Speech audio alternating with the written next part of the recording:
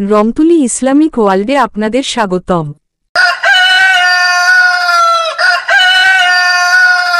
এক বনে ছিল এক ধূর্ত শিয়াল। সে প্রতিদিন ভাবত কিভাবে মুরগি আর হাঁসকে ধোঁকা দিয়ে খাওয়া যায়। একদিন সে সুন্দর পাঞ্জাবি পরে, একটা টুপি পরে মসজিদের ইমাম সেজে গেল। সে বলল, হে বনবাসী, আমি আজ থেকে আল্লাহর পথে তোমাদের ডাকব।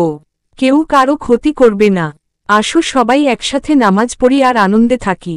মুরগি আর হাঁস একটু সন্দেহ করলেও ভাবল, নামাজ নিয়ে তো আর কেউ মিথ্যে বলবে না। শিয়াল যদি ভালো হয়ে থাকে তবে আলহামদুলিল্লাহ। তারা শিয়ালের কথায় খুশি হল। কিন্তু রাতে শিয়াল ভাবল, একটা করে হাঁস মুরগি ধরব আর খাব। কেউ বুঝতে পারবে না। শিয়াল ধীরে ধীরে মুরগির ঘরের দিকে গেল আর বলল, বিসমিল্লাহ।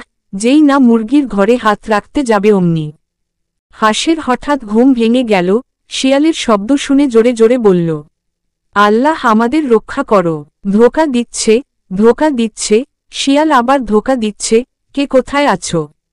সব পশু ছুটে আসে। শিয়াল ধরা পড়ে যায়। তখন বনের হরিণ বলল, যে আল্লাহর নাম নিয়ে মিথ্যা বলে সে শুধু পশু না, মানুষ হলেও ধ্বংস হয়।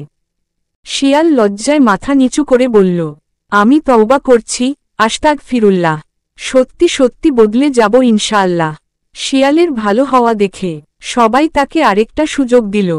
গল্পের শিক্ষা, যারা ধোঁকা দেয় তারা নিজেরাই একদিন ধরা পড়ে। ইসলাম সত্য ও বিশ্বাসের ধর্ম, মিথ্যার কোনো জায়গা নেই। আল্লাহর নাম নিয়ে মিথ্যা বললে কঠিন শাস্তি হতে পারে। গল্পটি কেমন লাগলো কমেন্ট করে জানিও। ভালো লাগলে লাইক দিতে আর আমাদের চ্যানেল সাবস্ক্রাইব করতে ভুলো না, যাতে আরও সুন্দর সুন্দর গল্প পেতে পারো। আল্লাহ হাফিজ।